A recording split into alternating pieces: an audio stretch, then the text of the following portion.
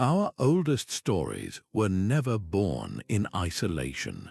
They traveled across vast deserts and open oceans, along the bustling Silk Road and the busy Mediterranean ports.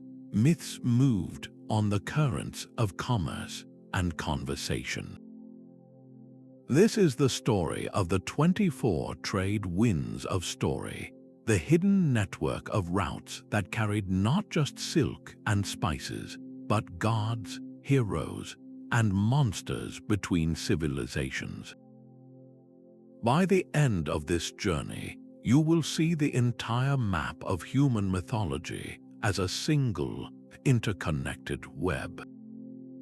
How did a single mythical bird, born in the Egyptian sun, find new life in Greek legends and Christian symbolism? What strange alchemy transformed a historical conqueror into 100 different legendary kings across the world? The answers reveal a truth far more fascinating than any single epic.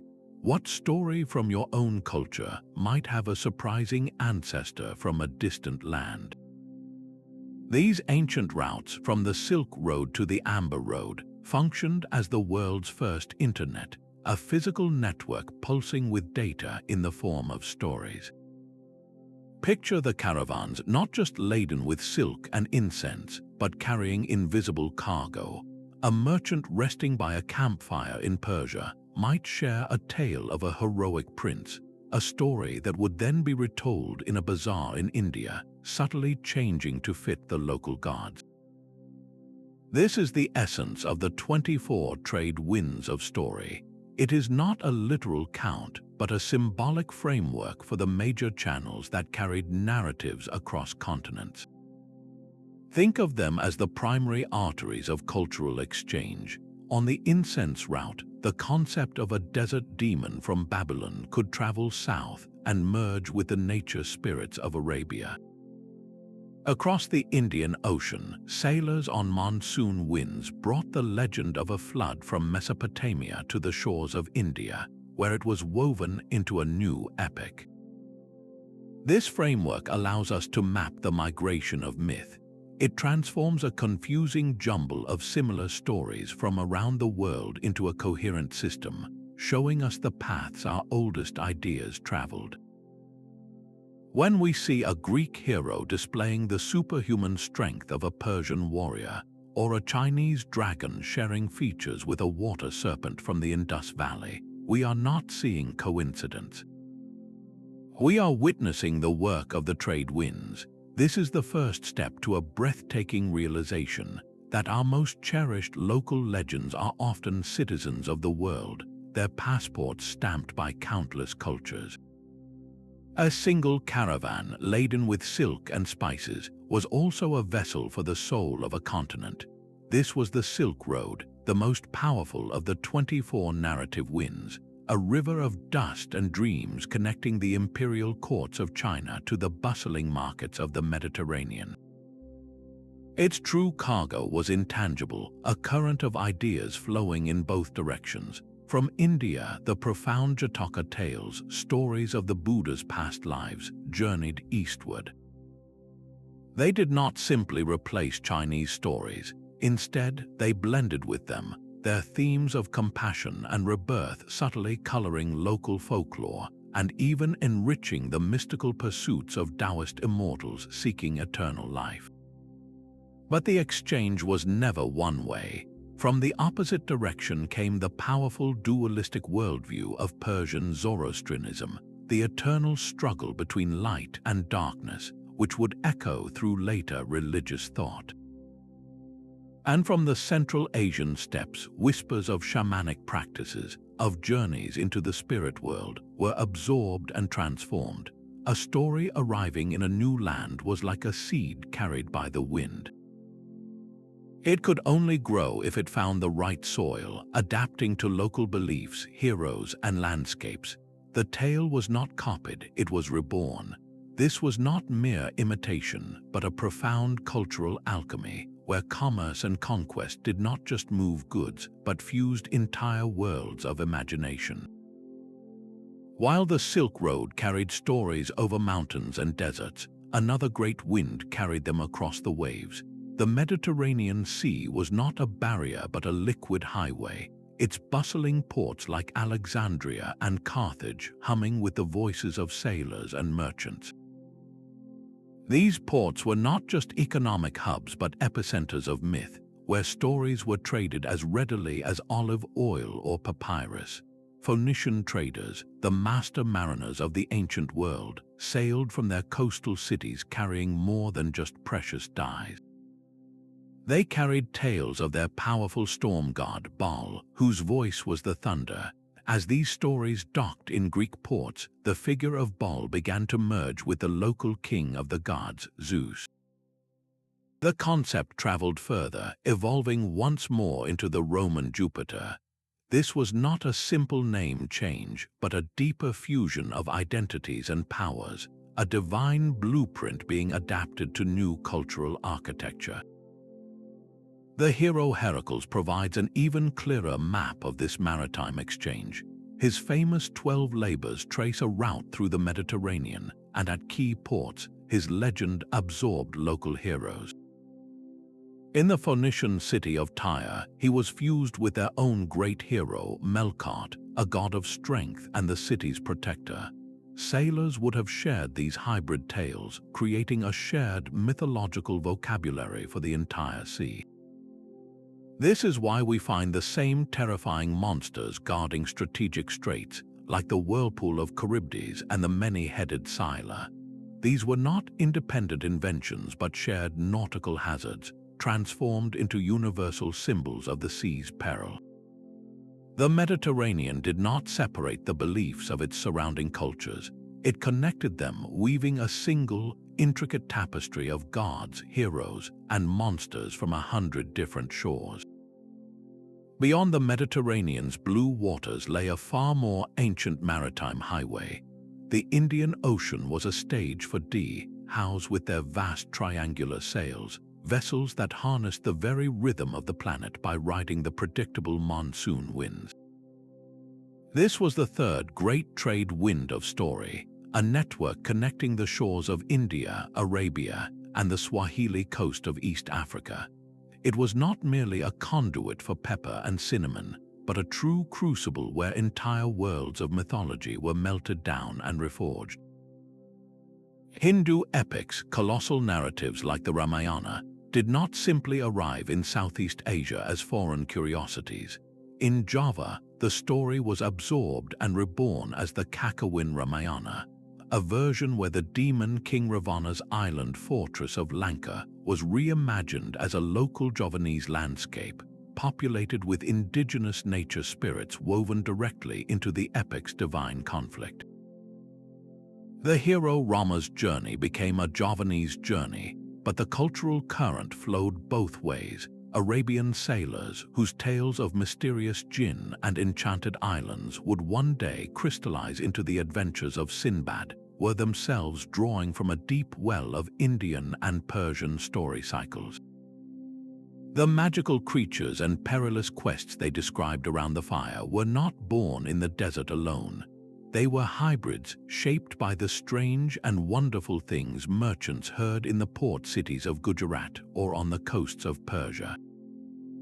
The trade in spices was inextricably linked to a trade in magical beings and epic frameworks.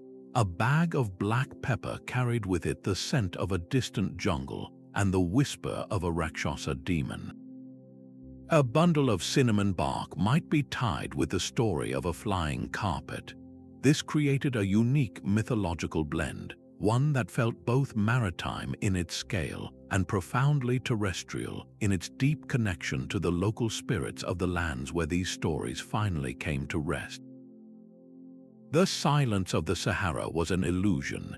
Beneath the endless dunes lay a current of sound, the rhythmic bells of camel caravans moving gold north and salt south. This was the fourth trade wind, the Trans-Saharan route, a river of sand that carried more than precious minerals. It transported entire worlds of sound and belief. The great epic of Sundiata Keita, the Lion King who founded the Mali Empire, is a testament to this cross-desert exchange. At its heart, it is a distinctly West African story, rooted in the Man people's deep connection to the land and its animist spirits. Yet woven into its fabric are threads from North African Berber legends, tales of powerful desert jinn and heroic ancestors that traveled south with traders. The growing influence of Islam carried along these same routes added another layer, infusing the narrative with themes of destiny and divine favor that complemented rather than replaced the local spiritual landscape. The architects of this narrative fusion were the griots, the legendary storytellers and oral historians of West Africa. More than mere entertainers, they were the living, breathing libraries of their people. As caravans arrived, the griots would listen, absorbing a Berber tale of a clever trickster or an Islamic parable of wisdom. They did not simply record these stories. They performed a kind of cultural alchemy, blending these foreign elements with local heroes and beliefs to create something entirely new and powerfully resonant. A story from the Mediterranean coast, stripped of its original setting, could be reborn in the Sahel with a new name and a new purpose, strengthening the legitimacy of a king or explaining the origin of a clan. The desert, a barrier of unimaginable scale, proved to be no barrier to story. Instead, it became a vast, silent studio where the most powerful syncretic empires of myth were forged, proving that a story's value could eclipse even that of gold. The dense, silent forests of northern Europe held their own river of exchange, a path of hardened sunlight known as the Amber Road, stretching from the cold shores of the Baltic Sea all the way south to the warm Adriatic coast. This fifth great wind carried more than just fossilized resin. It transported the foundational myths of the entire European north.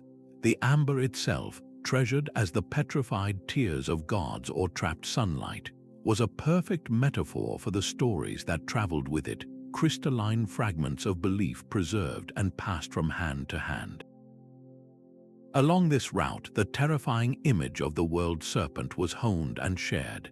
In the Norse tradition, this was Jörmungandr, the monstrous snake coiled around the entirety of the earth.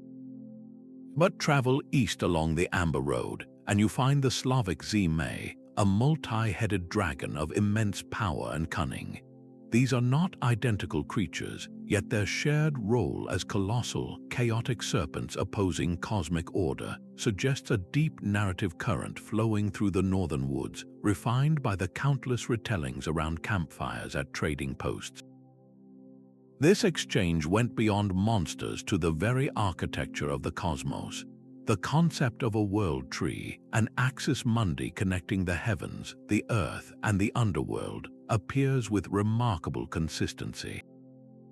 The Norse had their great ash tree, Yggdrasil, but similar ideas resonate in the shamanic traditions of Siberia, a vast cultural zone connected to these northern trade networks.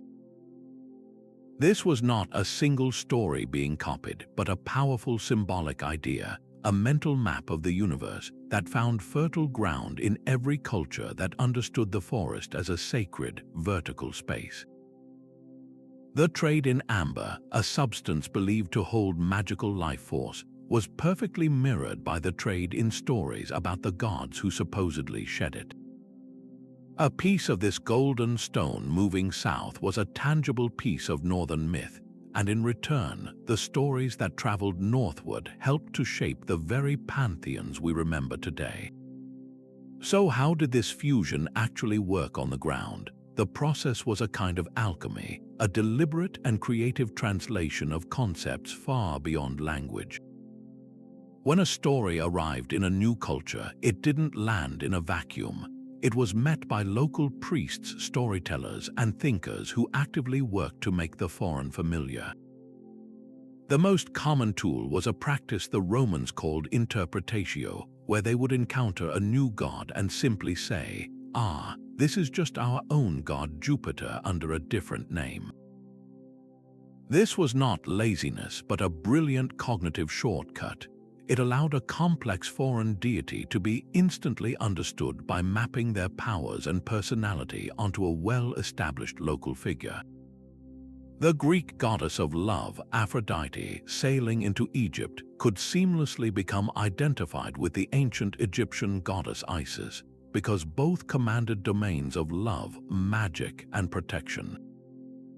Their stories began to intertwine, creating a hybrid deity richer and more powerful than either one alone. Beyond the gods, there were universal narrative skeletons that made stories instantly recognizable and adaptable. The hero's journey, a template found from Ireland to Indonesia, provided a ready-made structure. A hero hears a call to adventure, faces trials, receives supernatural aid, and returns transformed. This framework was like a blank passport. Any local champion could have their story stamped into this familiar format, making their legend understandable and resonant even to foreign ears. The Great Flood myth is another prime example. A cataclysmic deluge sent by displeased gods appears in Mesopotamian epics, the Hebrew Bible, and Hindu scriptures. This was not proof of a single, global event, but evidence of a powerful, mobile story template. Each culture poured its own fears, its own geography, and its own moral lessons into the same basic vessel, creating a story that felt both universal and deeply local. Sometimes the fusion was driven by the most practical of needs. A bustling port city like ancient Palmyra saw merchants from Rome, Persia, and Arabia crowding its docks. To ensure that every sailor felt their god was present and appeased, and to guarantee collective protection for all commerce, the city might officially create a new composite deity. This new god would combine the symbols and attributes of a dozen different divine patrons. This was mythology as a business agreement, a divine corporation formed to manage spiritual risk. It reveals that our oldest stories were not static scriptures, but a dynamic, living process of negotiation. Every time a story was retold, it was a creative act, a small decision to keep this detail, change that name, and blend a third element with a local legend.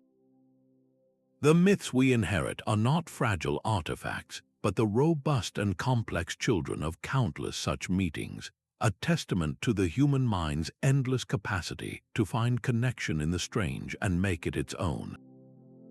These anonymous voices were the true engines of the trade winds. Think of the weary bard tuning his lyre in the smoky confines of a caravanserai, a crossroads infilled with travelers from a dozen lands.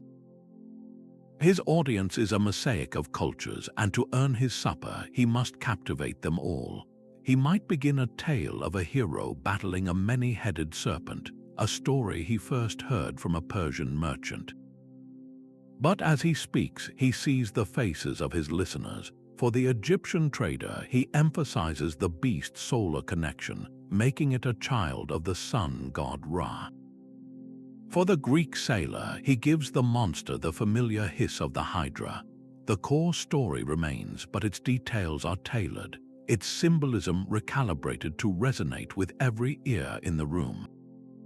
This was not plagiarism, it was a performance of cultural translation. The storyteller acted as a living filter, instinctively reshaping a narrative to fit the local spiritual landscape and social values. A story about a filial son from China, carried west by a merchant, could be retold in a Mesopotamian city with the son now honoring the local moon god Sin instead of his Chinese ancestors.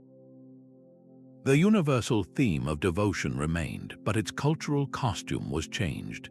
The same process unfolded in the quiet scriptoriums of royal libraries, where scholar monks meticulously translated texts. A Buddhist sutra traveling from India to China presented a profound challenge. The Sanskrit word dharma, a complex concept of cosmic law and duty, had no direct Chinese equivalent. The translators did not simply transliterate the term. They searched for a philosophical cousin, eventually landing on the Taoist idea of the Tao, the fundamental way of the universe. In that single, deliberate choice, an entire Indian spiritual system was gently guided to dock on the shores of Chinese thought. The storyteller, whether a bard or a scribe, was a creative conspirator. They were the human element in the grand mechanism of cultural exchange, the individual mind that decided which details to keep, which to discard, and which to blend with a local legend. Every time they opened their mouths or put ink to parchment, they were not just repeating a story, they were participating in its evolution, ensuring its survival by making it meaningful to a new generation in a new land. No single life better illustrates this narrative alchemy than that of Alexander the Great. The man himself was a force of conquest, but the legend that outlived him became a vessel for the dreams of the world. His story began in the clear, historical prose of Greek chroniclers, a record of military genius and ambition. Yet as soon as he died, that record began to breathe with a new and foreign life. It was picked up by the trade winds, carried east into Persia and India, west into Europe, and south into Egypt and Ethiopia, collecting new layers of meaning in every culture it touched. This sprawling, ever-changing narrative is known to scholars as the Alexander Romance, and it is perhaps the most hybrid epic ever told. In the Persian epic, the Shahnameh, Alexander is no longer a foreign destroyer but Iskandar, a noble and philosophical king, a rightful heir to the Persian throne who embodies wisdom and justice. This was not a simple whitewashing of a historical enemy. It was a profound act of cultural absorption, a way for a conquered people to claim the conqueror and reframe his narrative within their own worldview. The story traveled further. In Ethiopia, Alexander was transformed into a devout Christian saint, a figure who sealed the evil winds of the north behind a great iron gate, a legend that would later merge with the medieval tale of Gog and Magog. His journey even echoes in some Buddhist texts where he appears as a seeker of ultimate truth. How could one man become so many things to so many people? The answer lies in the empty spaces of his own historical record. Alexander was a young man who traveled to the very edge of the known world. He left behind a trail of cities and a power vacuum filled with wonder. The cultures he encountered did not simply receive his story, they actively rewrote it, pouring their own deepest ideals, their cosmological fears, and their models of perfect kingship into the flexible mold of his life. His quest for empire became a spiritual quest. His battles became metaphors for the struggle between order and chaos. The Alexander Romance proves that a story does not need to be fictional to become myth.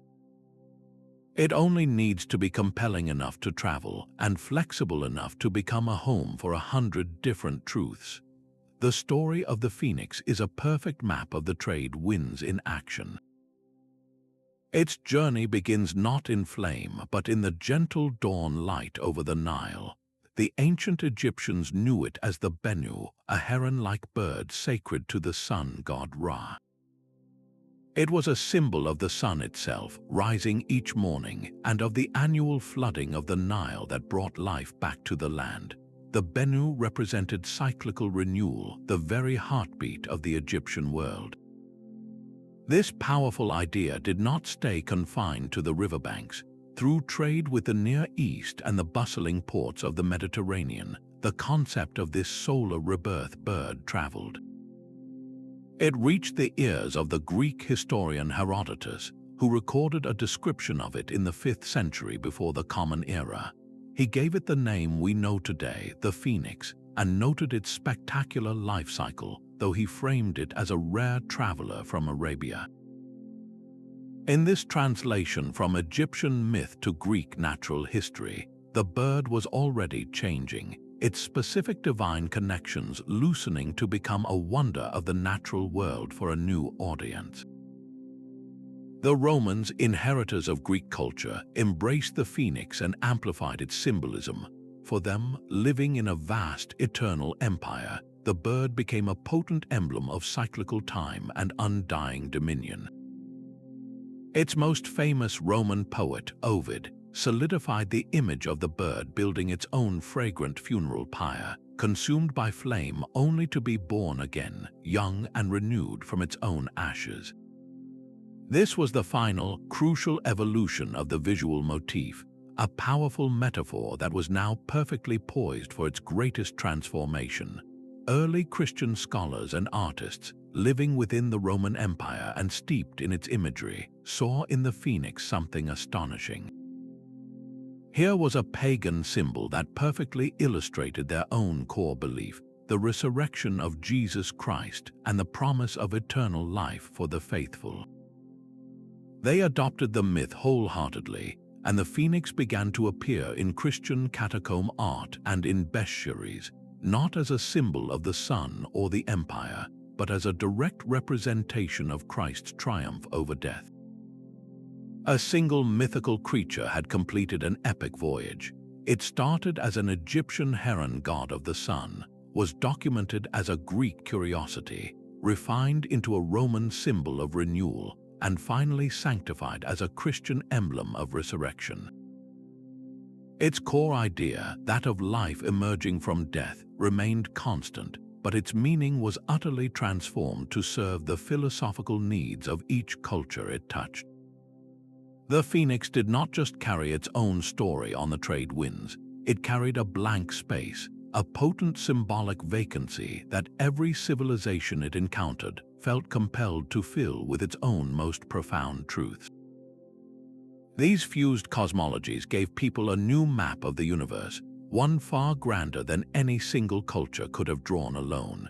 When Greek merchants and philosophers traveled to India after Alexander's conquests, they encountered Buddhist monks who spoke of reincarnation, a cyclical journey of the soul through countless lives. This was a staggering idea to the Greek mind, which largely envisioned a single, shadowy existence in the underworld after death. The Greeks, in turn, brought their own sophisticated models of the cosmos, their geometric precision and theories of the elements. We see echoes of this meeting in the art of Gandhara, where statues of the Buddha suddenly appear draped in the realistic, flowing robes of a Greek god, a visual fusion that hints at a deeper philosophical conversation. It was not that one system replaced the other, but that each was challenged and enriched by the contact, forcing a more complex answer to the eternal question, what happens to us when we die? The very architecture of the afterlife expanded through this trade. The Greek Hades, the Mesopotamian Urkala, and the later Norse Hell, while distinct, all share this concept of a layered, administered underworld, a realm with its own geography and rulers. This was likely not a universal human intuition, but a narrative idea that traveled and was refined along trade routes, each culture adding its own levels and judges to create a more detailed cosmic justice system. A soul's journey was no longer a simple descent into gloom, but a progression through stages, a weighing of deeds, a reflection of the increasingly complex societies that told these stories. The fundamental human questions remained the same, but the answers became collaborative projects. Our deepest wonderings about the cosmos, the soul, and what lies beyond have never been purely local inventions. They are the products of an ancient, ongoing dialogue, a collective project to map the unknown, with each culture contributing a vital piece to the puzzle. Yet for all this blending, the trade winds of story did not always bring gentle rain. They could also bring a storm. The process of fusion was never a simple, peaceful acceptance. Sometimes a culture would meet a foreign myth not with open arms, but with a shield raised high, defending the very core of its identity. The fierce monotheism of ancient Judaism, for example, was forged in a constant dialogue with the powerful polytheistic cultures surrounding it. The Canaanite pantheon, with its storm god Baal and its fertility deities, presented a constant temptation, a rival worldview that the prophets of Israel had to actively condemn. This was not merely a theological debate, it was a battle for the soul of a people. In this struggle, foreign mythological figures were not just ignored, they were often deliberately recast as monsters or demons to reinforce the boundaries of the one true faith. Take the figure of Lilith. In older Mesopotamian legends, she appears as a wind spirit, a figure of ambiguous power. But within the developing Jewish tradition, she was transformed into a dangerous demon of the night, a threat to newborns, a symbol of everything that lay outside the sacred order. This act of demonization was a powerful form of cultural resistance. It was a way of saying, this story is not ours, and its power is not divine but chaotic and evil. This tension reveals a crucial truth. The map of mythology is not just a chart of peaceful mergers. It is also scarred with the lines of ancient battlefields where stories clashed as fiercely as armies. The boundaries between cultures were not only drawn in sand and stone, but in the very substance of their sacred tales. The adoption of a foreign myth was never a foregone conclusion. It was always a negotiation, and sometimes the only acceptable outcome was a firm and decisive rejection. A story carved in stone or woven into silk could travel where a voice could not. The physical objects traded along these ancient routes were more than mere commodities. They were the solid, tangible vessels of myth, carrying entire belief systems within their form. A Roman bronze statue of the hero Hercules, discovered at an ancient trading post in India, was not just an art object. For the local person who saw it, this was a first encounter with a foreign concept of superhuman strength and heroic labor. The statue's powerful physique, its lion skin, and its club all communicated a narrative of divine favor and monstrous conquest without a single word being spoken. This was mythology through osmosis, an idea seeping into a culture through a physical artifact long before the full epic of the 12 Labors was ever recounted. The same process unfolded with breathtaking beauty in the Greco-Buddhist art of Central Asia. Here, Chinese silk paintings depicted the life of the Buddha, but the artistic style itself was a hybrid. The flowing robes and serene, idealized faces of the Enlightened One bore the unmistakable influence of Greek sculpture, a legacy of Alexander's passage centuries earlier. A viewer would absorb not just the Buddhist story, but a whole aesthetic philosophy that blended Eastern spirituality with Western naturalism. Even a simple object like an Arabian oil lamp could become a portable storybook. Adorned with a scene from the Indian Panchatantra, a fable about a clever jackal outwitting a lion, the lamp carried that specific narrative framework into an Arabian home. The flickering light would illuminate the etched figures, making the lesson about wit over brute power a part of daily life. This material exchange provided a crucial anchor for the intangible. It is one thing to hear a strange tale from a traveler. It is another to hold a beautifully crafted object that embodies that very tale. The object gives the story weight, authority, and a reality that pure oration cannot match. It makes the foreign god, the distant hero, or the philosophical concept immediately present and curiously familiar. The trade winds did not just whisper stories.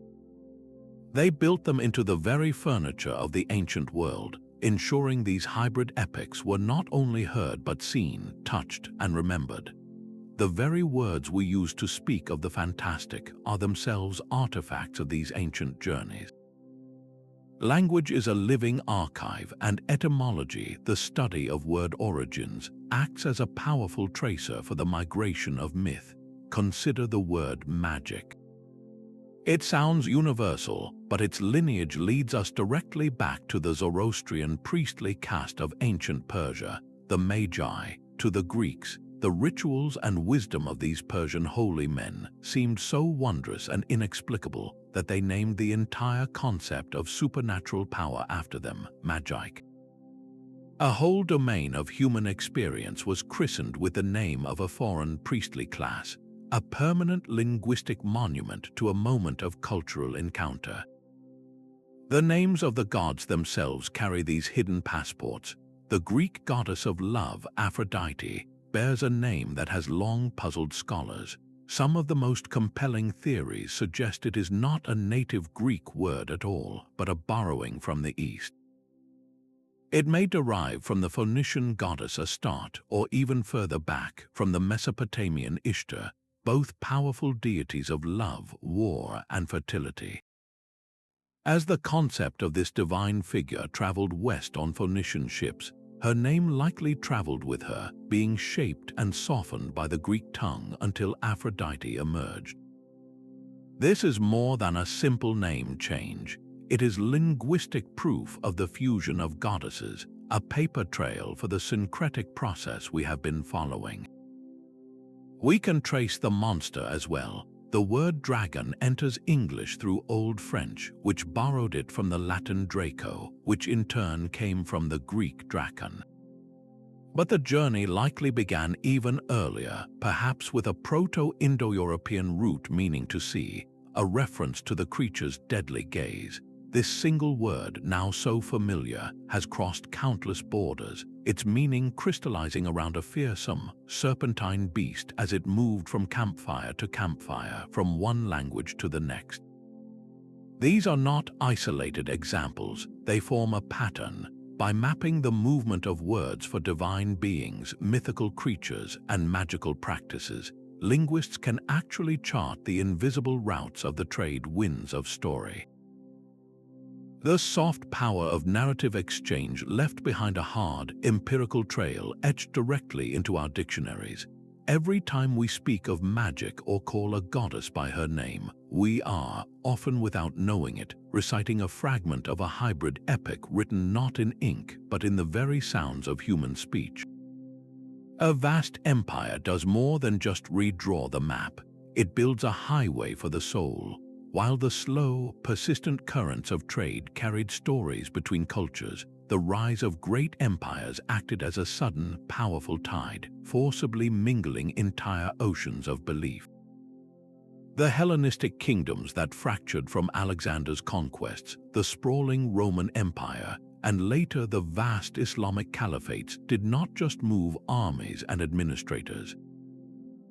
They created unified political spaces where the gods themselves were conscripted into service. An imperial soldier stationed on a distant frontier would bring his household gods with him, setting up shrines to Jupiter or Mithras in lands that had never heard their names. This was a top-down imposition of myth, a deliberate project to bind a diverse empire together under a shared spiritual banner. The local populations under Roman rule, for instance, were faced with a choice. They could outright reject these foreign deities, but a more common and pragmatic path was one of strategic fusion. A Celtic tribe might be told to worship the Roman god Mars. Instead of abandoning their own god of war, they would simply declare that their local deity was Mars, just known by a different name.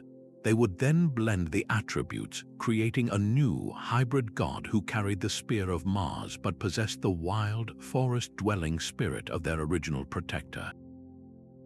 This was not merely survival, it was a subtle act of resistance and reclamation, a way to preserve the core of local identity while wearing the mask of imperial conformity. The result was a complex, layered mythological landscape. In a single Roman-British town, you might find a temple where the official state cult of the emperor was observed alongside a shrine to a local water nymph who had been diplomatically renamed. The empire provided the framework, the common language of power and divinity, but the subjects filled that framework with their own enduring spirits, creating a rich, contradictory, and deeply human tapestry of belief. This imperial engine accelerated the work of the trade winds 1,000-fold. proving that a story carried on the point of a spear could sink just as deep a root as one shared over a merchant's campfire. Our digital world hums with a new kind of caravan. The internet has become the 21st century's trade route, a planetary network of fiber optic winds carrying cargoes of code instead of silk. The mechanisms are identical to the ancient paths, only the velocity has changed. A visual trope born in a Japanese anime, like the transformation sequence of a magical girl, can be repurposed and recontextualized for a Hollywood superhero's origin story. The brooding atmosphere of a Scandinavian crime drama is translated, its emotional core intact, to fuel a gripping Indian web series set in the Himalayan foothills. These are not acts of theft but of a deep, instinctual cultural alchemy. The modern meme is the perfect example of this accelerated fusion. A single image, often stripped of its original context, becomes a blank vessel. As it travels from social media platform to forum to messaging app, each community pours its own jokes, anxieties, and social commentary into the template. The image is reborn 1,000 times, a digital demigod with 100 different local identities, its life cycle measured in days instead of centuries. Our global superhero franchises are the new hybrid epics. They are vast, interconnected mythologies that deliberately pull from a world of traditions. A hero's power might be drawn from Norse legend, their moral code from Eastern philosophy, and their costume design from African textiles, all synthesized into a single, globally marketable character. The ancient storyteller in the caravanserai has been replaced by the screenwriter's room and the online subculture, but the creative goal is the same: to take a compelling narrative and make it resonate with a new, diverse audience. Understanding the 24 ancient trade winds gives us the key to decipher this frantic modern exchange. It proves that our drive to share, adapt, and remix stories is a fundamental human constant. The mediums have evolved from camelback to broadband, but the magic remains the same. Carl Jung believed that deep within our shared human mind lie universal blueprints for character and story. He called these powerful patterns archetypes, and we find them everywhere, from our oldest myths to our newest dreams. The trickster who shatters rules, the nurturing earth mother who gives life, and the dying god who is reborn. These are not separate inventions.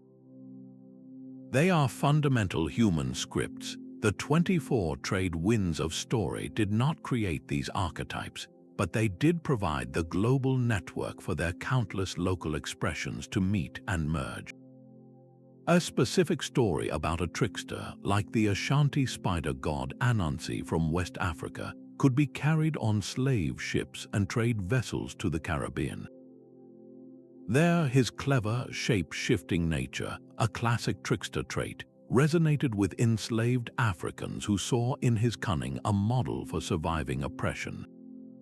Anansi did not just arrive, he transformed, absorbing elements from local Arawak Indian folklore and even from European storytelling traditions, becoming a new, hybrid expression of the ancient trickster blueprint. Similarly, the archetype of the dying and rising god, a symbol of the harvest cycle and spiritual rebirth, appears in the Egyptian Osiris, the Greek Adonis, and the Mesopotamian Tammuz. These were not carbon copies. The core idea of life emerging from death was a universal human observation of the natural world. But the specific stories attached to these gods, their family dramas, and the rituals of their worship traveled along trade routes, allowing the Egyptian cult of Osiris to influence the Greek mysteries of Dionysus. The archetype was the seed, but the trade winds carried that seed to new soil, where it grew into a unique, local species of the same fundamental story. This is why we can feel an instant, intuitive understanding when we hear a Native American tale about the trickster coyote, even if we were raised on Norse stories of Loki.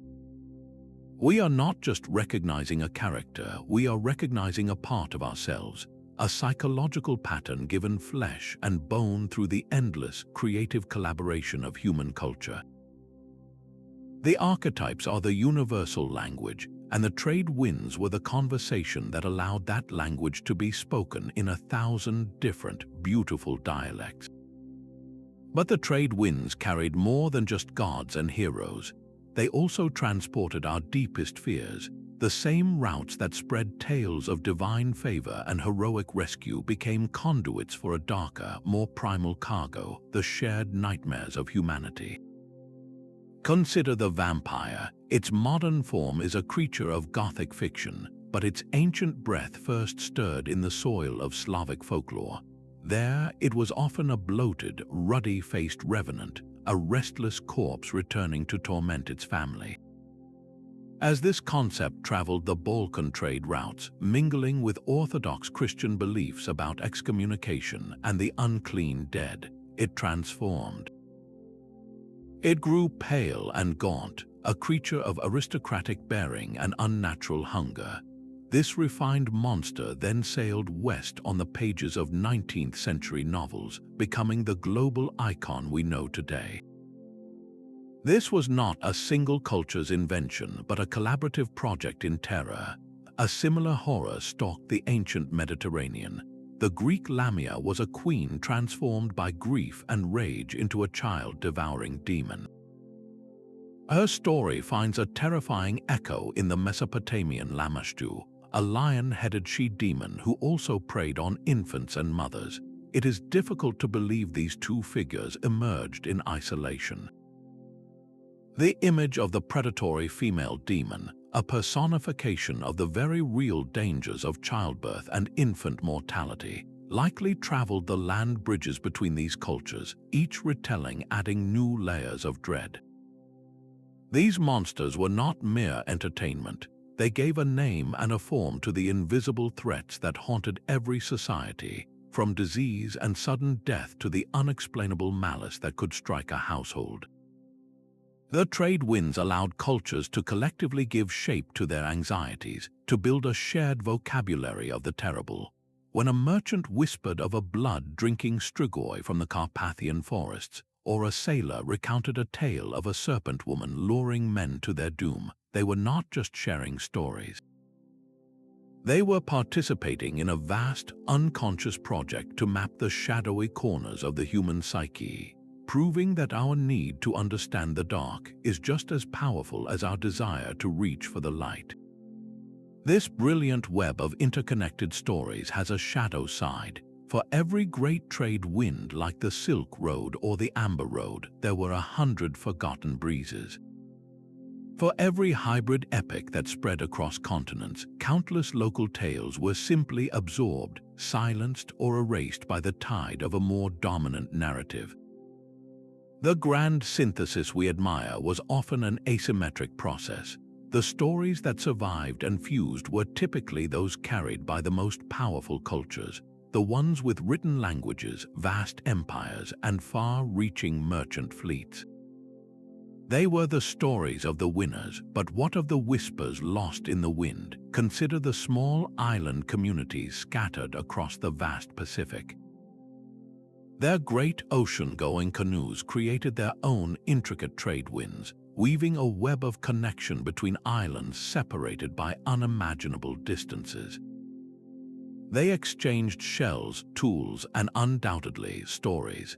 A creation myth from one tiny atoll might have traveled to another, adapting to a new shoreline, only to be completely forgotten when European ships arrived and introduced an entirely new set of narratives. The same is true for isolated tribes deep in the Amazon rainforest. Their trade networks, though invisible to the outside world, were just as real. Legends of the river dolphin or the jaguar spirit likely traveled along these hidden paths, evolving with each telling, creating a rich tapestry of local belief that we can now only glimpse in fragments. These stories did not have the fortune of being written down on durable papyrus or carved into temple stone. They lived and died with the voices that carried them. When we map the 24 trade winds, we are necessarily drawing with the ink of the persistent, the powerful, and the prolific. The complete picture of human mythology is a mosaic with countless missing pieces, the vibrant colors of small, oral cultures that faded before they could be recorded. Acknowledging these silent stories is not a footnote to our understanding. It is a vital correction to the map itself, a reminder that the chorus of human imagination was always far richer and more diverse than the surviving verses suggest. A shared story could be more powerful than a standing army. In the courts of ancient kings and the tents of warring chieftains, the deliberate fusion of myths became a sophisticated tool of statecraft, a language of peace spoken in the currency of gods and heroes. When two cultures on the brink of conflict discovered a common narrative thread, it did more than just provide a talking point. It built a bridge of perceived kinship, transforming a threatening stranger into a distant cousin. A Hittite emperor seeking to solidify an alliance with a newly conquered people might not merely impose his own gods. Instead, his scribes would diligently research the local pantheon, identifying which of his own deities shared attributes with the native ones. He would then issue a proclamation formally recognizing the local storm god as a manifestation of his own. This was not an empty gesture. It was a profound act of diplomatic recognition, saying, "Your divine protector is real and he is also ours." This created a shared sacred space, a common ground that made the negotiation of trade routes and military pacts not just a political necessity, but a spiritual duty. The alternative was often unthinkable. To declare a neighbor's gods false or demonic was to make any peaceful coexistence impossible, framing every interaction as a holy war. The hybrid stories born from these diplomatic necessities did more than just prevent conflict. They actively wove the social fabric that held diverse empires together. A merchant from one end of the realm could travel to the other and find, in the local temple, a familiar face in an unfamiliar guise. He would know that here, too, the gods of justice or the sea were honored, even if under different names and with slightly different rituals. This created a sense of belonging to a larger, cosmic order that transcended local loyalties. The historical function of these narrative bridges echoes into our modern world. Our global challenges, from climate change to pandemic response, demand unprecedented international cooperation. They require us to find common ground not just in economic interests, but in our fundamental stories, our shared values about what it means to be human in a vast and interconnected world. The ancient diplomats who fused their pantheons understood that before you can have a treaty, you must first have a story that both sides can believe in. Our biological history now adds its own voice to this ancient conversation. The same genetic markers scientists used to trace human migration out of Africa and across the continents often chart a course startlingly similar to the great trade routes.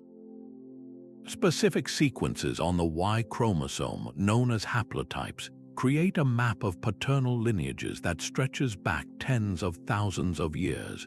One of these lineages, for instance, shows a clear expansion from the Middle East into Europe and Central Asia. This is not just a path of genes, it is the very corridor of the Silk Road, a highway for both DNA and story. The correlation is too profound to ignore.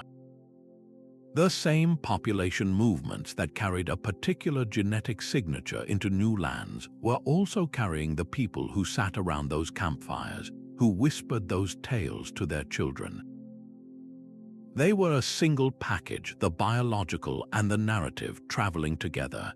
This does not mean a gene codes for a specific myth, of course. It means the vessels for our stories were human beings whose very bodies left a trail we can now read in their living descendants. The spread of a heroic archetype or a flood myth across Eurasia can now be seen against the backdrop of a specific haplogroup's journey. It provides a tangible, biological scaffold upon which the more elusive fabric of culture was woven. Our blood holds the memory of the paths our stories took. This genetic evidence transforms the trade winds from a poetic metaphor into a documented historical process, deeply embedded in our very being.